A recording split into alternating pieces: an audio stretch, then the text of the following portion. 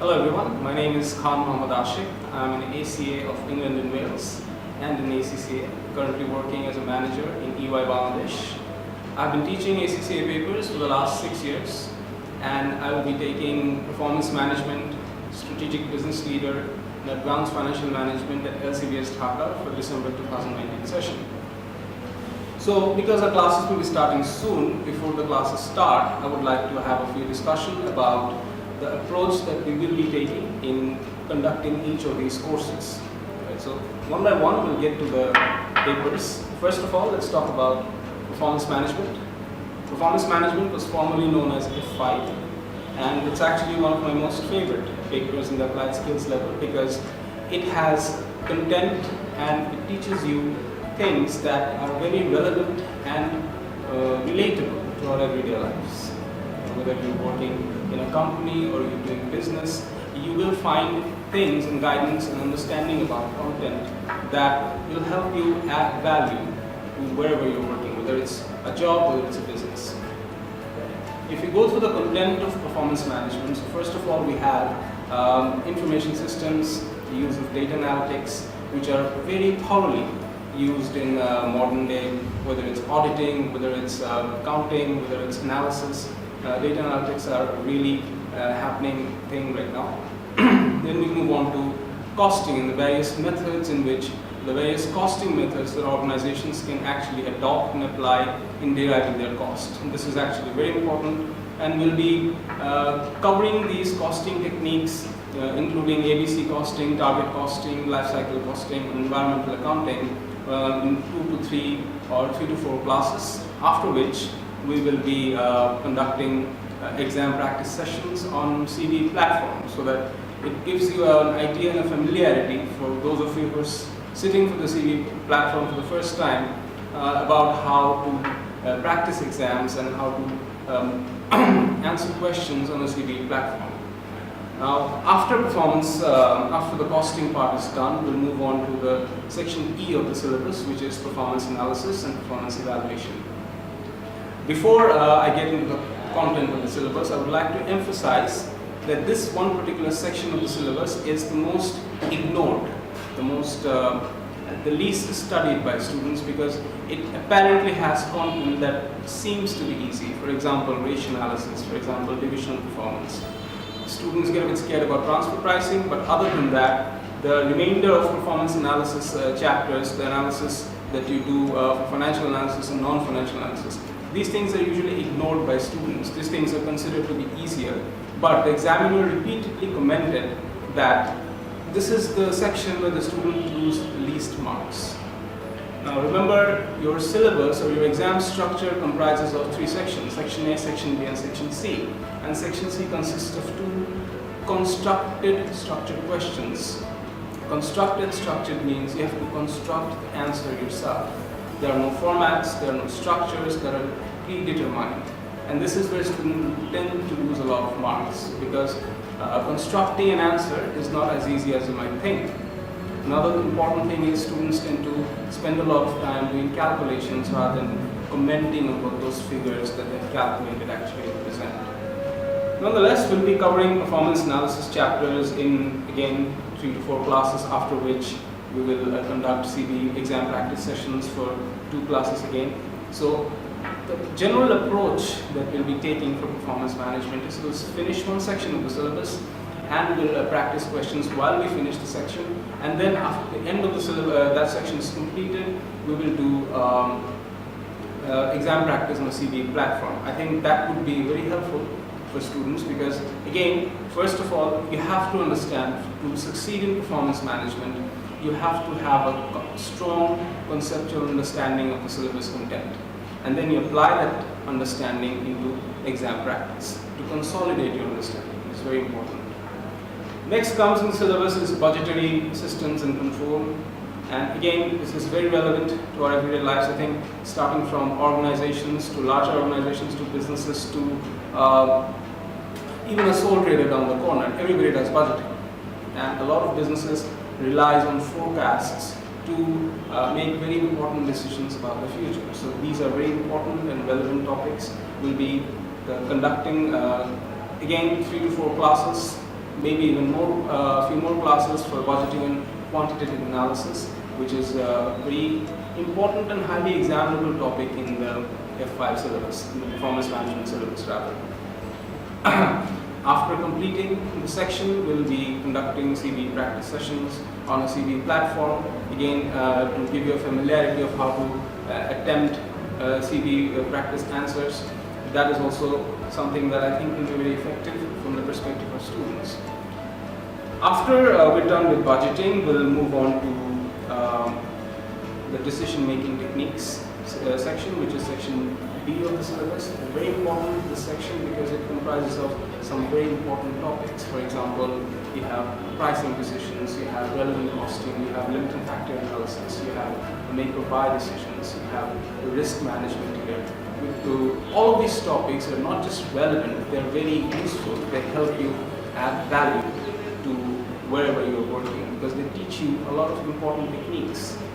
See, for example, I'll say it simply. If you tell management of a client that I can offer you a very high quality report, a financial statements, or I can offer you a technique by which you can save $100 million or $1 million at least, or even $10,000. In more cases than not, the management will probably take the second option, because everybody wants either to reduce their costs or to increase their revenue.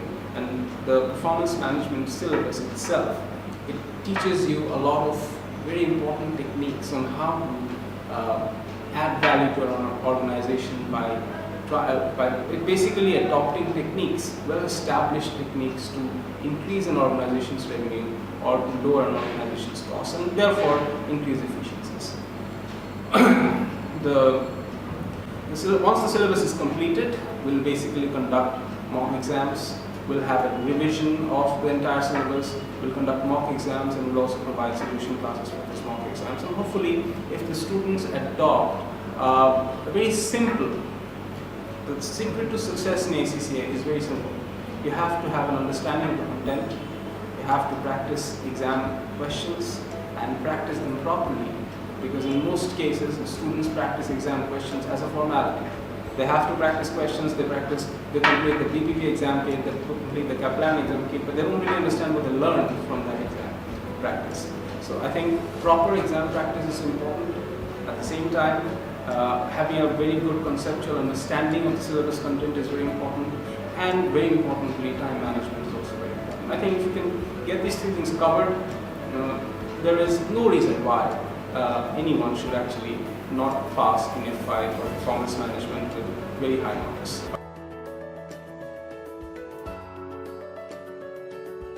Alright, now we move on to the next paper that I'll be taking at LCBS, which is the new addition to the ACCA syllabus, which is Strategic Business Leader. Strategic Business Leader is a case style study exam. It is a 4-hour exam based on one case scenario. And basically, you'll get 4 hours to practice to read the question, to plan your answer, and to write your answers. And it is basically a very challenging paper, because to be able to take in all that information and to plan a proper response within the time question of 4 hours is very difficult. Because if I say from my own example, I've sat for a case study exam, passed a case study exam of ICAEW, and it was very challenging.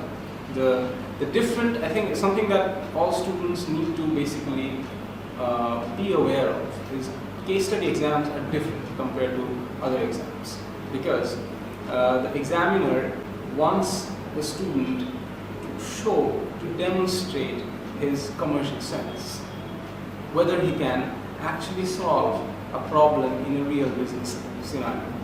The examiner is not really very keen on testing your technical skills. The examiner is keen on testing your commercial skills, whether you're able to solve real life problems. So I think for students who are sitting for the case study exam, I would strongly suggest to change your psychology a little bit. You need to think like a businessman. Here's a problem, can I solve this problem, considering all situations? I'll give you an example of one case that I got when I sat for my exam. The client was an airplane manufacturer, and they were considering the number of seats to be included in the airplane. Now, you don't need IFRS knowledge for this. You don't need very high technical knowledge for this. Anyone who's done business, anyone who knows anything about business will be able to understand the problem and might even be able to come up with a solution. And there are regulations on the number of seats that can be set up in an aeroplane. At the same time, you'll have to consider aeroplane manufacturers try to jam in as many seats as possible. At the same time, you have to consider customer comfort. So considering all of these factors, and there are other lot of external factors as well, the effect on revenue and ticketing and so on. Considering all these factors, you have to come up with a solution. And that's one example. I've gone through the ACCA questions, case study questions. Their requirement is and will always be very commercial in nature. Now remember, there are 20 professional marks for case study exams, which is a lot of marks. Professional marks, you get professional marks because to demonstrate your analytical skills, your evaluative skills, your skepticism. That is very important because students don't demonstrate skepticism for papers like SBL and AFM and even financial management or even performance management.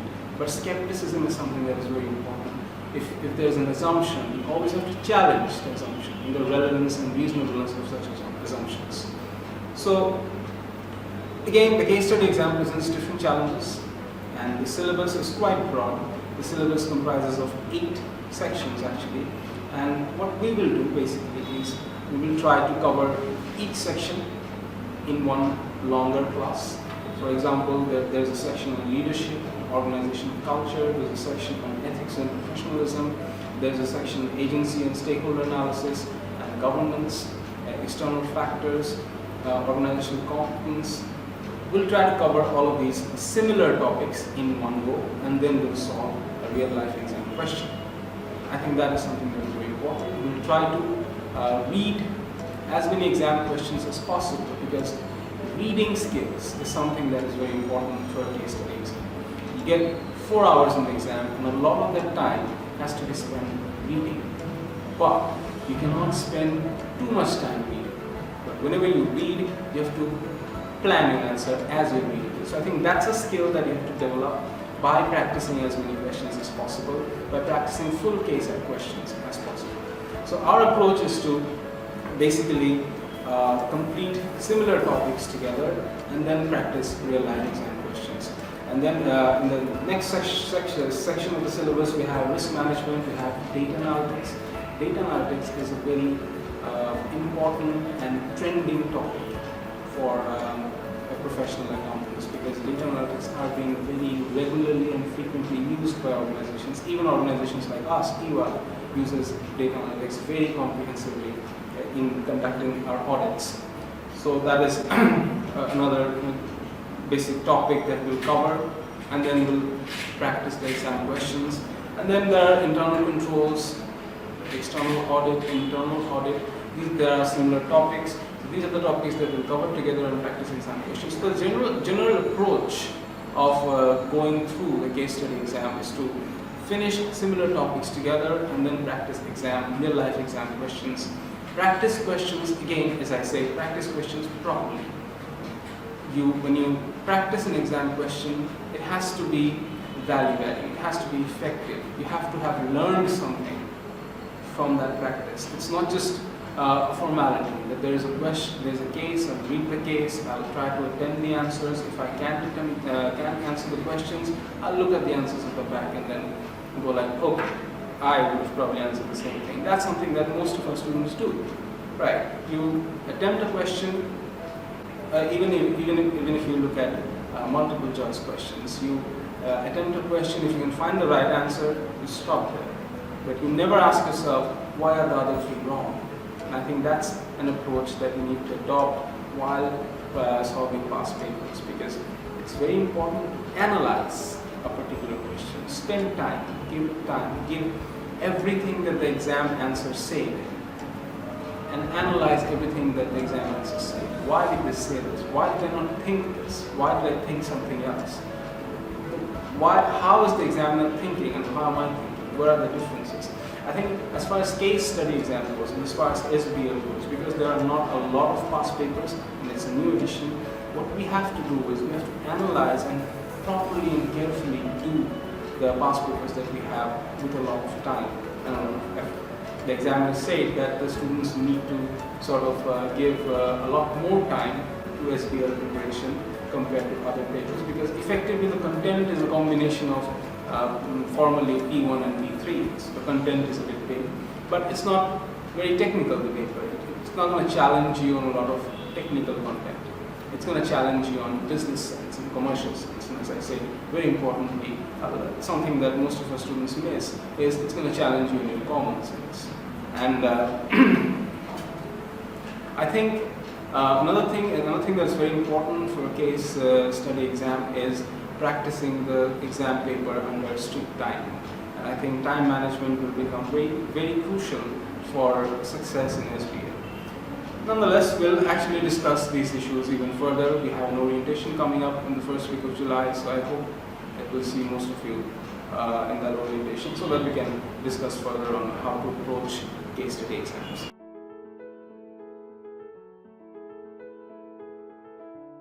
Alright, now we move on to the next paper that I'm taking in LCBS, which is Advanced Financial Management. Now, Advanced Financial Management is my most dearest paper, because I've struggled a lot in this paper, I've studied a lot in this paper.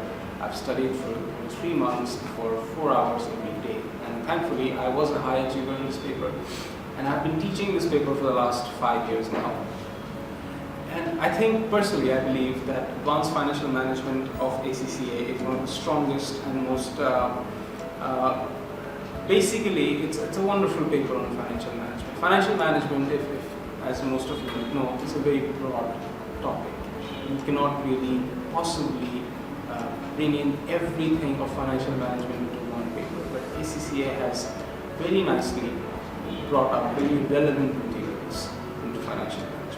And I think personally I would say it's very helpful for those of us who actually want to work in the finance field. I personally was very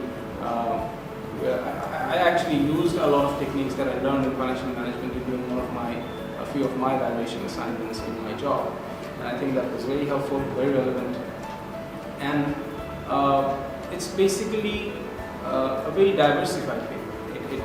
It teaches you a lot of things that are used in organizations, used by finance managers. So if I go through the syllabus, initially it starts off with the role of financial managers, which is, again, if you're going to work in a finance-related field, you need to know what your role is, and find the role of financial manager and financial strategies and the issues that are to be considered in developing financial strategies. I think that is, again, very relevant.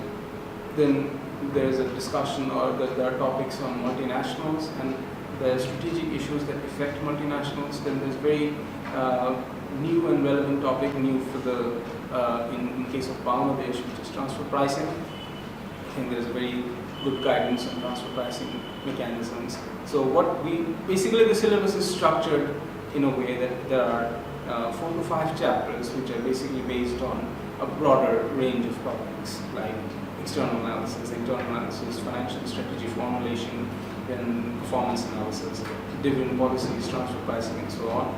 And then there are 3 specific topics, or 3 specific syllabus areas. One is investment appraisal, one is valuation techniques, and one is hedging, risk management using hedging techniques. And I think what happens is, in my experience for the last 5 years, what I have seen is that the problem with most students of advanced financial management is the fact that they depend too much on calculations, or they rely, or they're too concerned with calculations. Mind you, the calculations of advanced financial management is difficult, is complex, but you have to understand the overall nature in which, overall basic direction in which ACCA is heading is it's moving towards strategic analysis. It's moving towards you as a professional accountant being able to understand and demonstrate what figures represent rather than calculating figures. We have softwares, we have tools,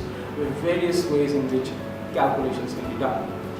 Doing a calculation or being able to do calculation is no longer a big deal. You have to understand that. What is a big deal is you as a professional accountant applying your judgment and identifying what the calculated figures actually represent. And our students, I think, there is a lacking there. the students are not that comfortable in discussing figures, not that comfortable in discussing the outcome of their calculations. They are very comfortable in doing calculations. Some of them are not even comfortable doing that because, again, like I said, the calculations are not very easy. But I think the focus has to move towards, or the approach, the psychology of students have to move towards being able to discuss. Because as a professional accountant, you've reached a level of advanced financial management. We expect you to be able to talk about figures. We expect you to be able to analyze a particular situation, both financially and non-financially. I think the biggest problem for advanced financial management is that students focus on figures only, focus on calculations only. And I think that is something that needs to change. Obviously, our approach to complete this course would be similar to the approach that we'll be taking for other papers. We'll finish similar topics and then we'll practice exam questions. At the end of practicing exam questions, we'll probably make tests to sort of consolidate your understanding. And then after the syllabus is completed, we'll have a revision, a review of the entire course content, and then we'll take mocks and then solution classes as well. But I think one thing that I would specifically advise my students who are taking papers like SBL and taking papers like advanced financial management, even papers like performance management, is make sure spend your time wisely. A lot of us spend a lot of hours doing things which are not productive. And I've seen this years after years. I've seen my students do exam kit or practice exam questions just because they have to. Sometimes some of them practice more than one exam question, but they don't really understand what they did. They don't understand the outcome or the product of the time that you spent, and they don't retain their learning from practicing exam questions. I think that's something that we have to address. And I say it once again, there are 3 simple things that you need to do to pass any ACCA exam. One is have a very good conceptual understanding, which is very important. And a lot of students sometimes think they understand a particular content, but if you test them in different ways, then it gets revealed that they basically don't. Maybe they've learned it from a friend, they learned it by themselves, they never discussed it, they never talked about it, and so it gets revealed when different questions are asked. It gets revealed when they're asked a verbal question. It's not an exam style question. Just normally someone is asking them a question about a particular topic, they won't be able to come up with an answer. That is the problem. And I think my criteria for understanding or sort of realizing whether a person has understood something is if he or she can explain it to someone else. I think if you can explain a topic to a group of people, then in more than most cases you have probably understood that topic. But if you feel hesitant to explain a particular topic, then there is something wrong with it. So once again, understand the syllabus content, have a good conceptual basis. That is very important, not just in your exams, but in your life as well. When you move on to for a job life or start your own business or whatever it is that you're going to do after ACCA, having a conceptual understanding will help you in every way. And then practice exams properly. The important word is properly. Don't just practice exams for the sake of practicing. Make sure whatever you've learned by solving a particular answer, you've written it down and you've read it again and again so that you know that this is what I've learned from this particular question. That is very important. And thirdly, practice your time management.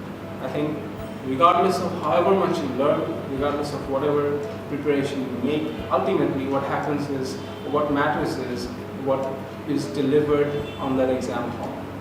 I think so if you don't practice enough questions using proper time management techniques, then in that exam hall your performance is very scattered, your performance is very rushed. And personally, I have seen this myself. See, when I was a student, I thought like my students think nowadays, is that there's no need to give mocks or anything like that. And for most of my papers, I didn't get mocks.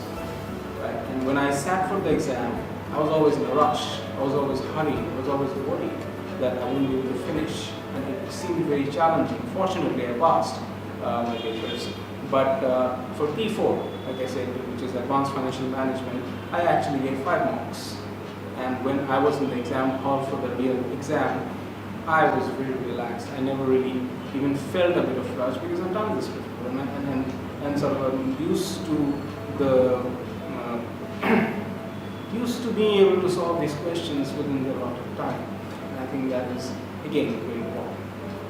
Like I said, ACCA is a challenging course. Whatever papers you are likely to sit for will present challenges, but the approach remains the same for all papers. This is have an understanding, practice exams, and make sure you practice exams within the allotted time. And I think, again, like I said, we'll have an orientation on the first week of July, and I hope to see a lot of you in that orientation class so that we can discuss further in details on how we can approach these very challenging and important papers like Advanced Financial Management and Strategic Business Leader, as well as Performance Management, which has its own challenges. Mind you, performance management has a very low cost rate, and the reason for that is because students, accountancy students, like I said, they have this thing called programmed learning. They're so used to structures and formats. And in management accounting, and performance management is a branch of management accounting, there are no structures and formats. You have to construct your own structure, and that is one of the reasons why students actually don't succeed a lot in performance management. And to overcome that, you have to apply a lot of techniques. You have to have an understanding of the course content. You have to have a proper understanding of the issues that surround a particular topic and how to approach your exam answer. Alright, so I hope I'll see most of you in the future at LCBS Dhaka. Our classes will start in the mid of July, I guess. And best of luck. Thank you.